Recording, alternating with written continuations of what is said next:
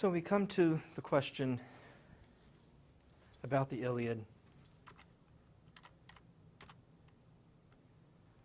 What is it about? And these are the two typical answers, okay? And it's usually given at once, okay? The Iliad is about the glory of war, and at the same time, it's about the tragedy of war. I don't have to give. I don't think you can probably imagine all the glory of war stuff, okay? When the Trojan ship lands, there's been an oracle that the first man off the boat will be the first man to die in the war. And one guy just jumps off and says, "That'll be me then, because then everybody will remember my name."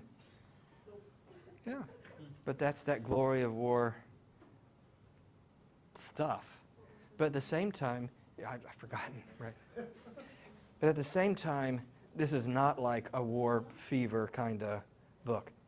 It is all about the tragedy of war as well. It's not just glorifying war, it's about the tragedy of war. Here's just one section that I'll read to you. This is from almost right in the middle. Tell me now, muses that dwell on Olympus, who of the Trojans are their noble allies first faced Agamemnon? Iphidamus it was. He's the first of the Trojans to face Agamemnon. Iphidamus it was, tall and powerful son of Antenor, who was reared in fertile Thrace, the mother of flocks. There's lots of sheep in Thrace. His maternal grandfather Chryses, father of lovely Theano, reared him from an infant in his palace. When he reached glorious youth, Chryses offered him his daughter in marriage to hold Iphidamus there. But newly wed, he abandoned his bride when news of the Greek expedition broke. He sailed with 12 beaked ships, left those fine vessels at Percote, and reached Ilium, Troy, on foot. And now he faced Agamemnon, Atreus' son. When they had come to close quarters, Atrides' first spear thrust was turned aside, while Iphidamus in turn struck Agamemnon's belt below the breastplate. Yet though he put his full weight behind it, trusting in his strength, it failed to pierce the silver belt, and the spear point bent like lead. Imperial Agamemnon grasped the shaft in his hand, and pulling it towards him, furious as a lion, tore it from Iphidamus' grasp, struck him on the neck with his sword, and loosened his limbs. That means he collapsed. There he fell and slept the sleep of bronze. Unlucky youth, he died for the land of his birth, far from his bride, of whom he had little joy, though he had given much to win her, 100 head of cattle, with 1,000 sheep and goat promised from his countless flocks. Now Agamemnon, son of Atreus, stripped the corpse and turned to carry the fine armor off through the Greek ranks. Here's this guy, Iphidamus. We hardly get to know him, and he's dead. He's left his new bride behind, who he loved very much. He purchased her with all these sheep and goats and things, and he's there for 30 seconds. He's gone. I mean, you can't say this is too much glorifying war. You've got that glory of war, and then you've got the tragedy of war, where here's this guy who shows up, you barely know him, and he's gone. Those are the two usual answers. That's about the glory of war and the tragedy of war. And I'd like to leave you with another kind of thought, okay? And that is comparing the first line of the Iliad to the last line.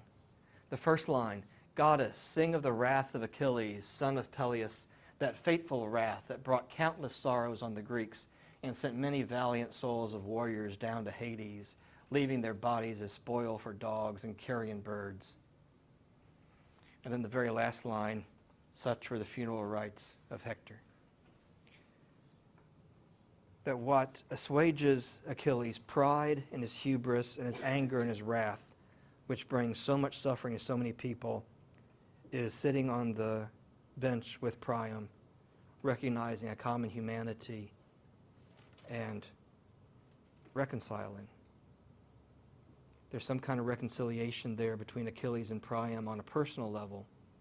That wrath is gone, and the anger is gone, the hubris is gone, the pride is gone.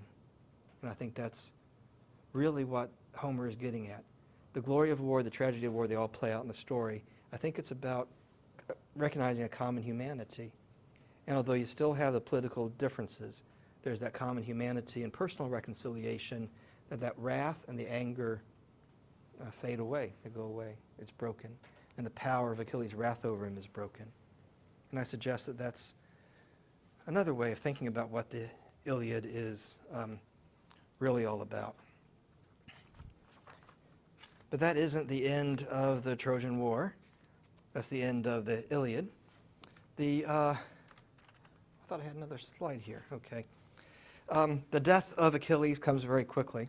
It's not covered in the Iliad at all, but it's told in another story called the Aethiopius, which is lost to us now. But finally, an army from Ethiopia shows up who are allied with Troy, and so there's yet another big fight. And in this fight, Paris, who's an archer, right? He is way off on the battlefield, but he sees Achilles, and he says, maybe I can take it out from here. And so in this case, he tries to be a sniper with his bow and arrow, and he lets loose. And of course, the arrow doesn't go anywhere, but Apollo sees what's happening. Apollo grabs the arrow and thrusts it into the one crease between Achilles' boot and his uniform and pierces his ankle, and Achilles develops an infection and dies. It's a rather unglorious way to die. A later tradition held that Thetis had dipped Achilles when he was a baby into the river Styx to give him immortality. That's a later development. I like the original where it's just stupid. It's just sepsis. Yeah, it's just a dishonorable way to go. He wants to go out in a flame of glory, and instead he gets an infection in his foot and dies. Well, that's a very brief overview of a war that goes on for 10 years.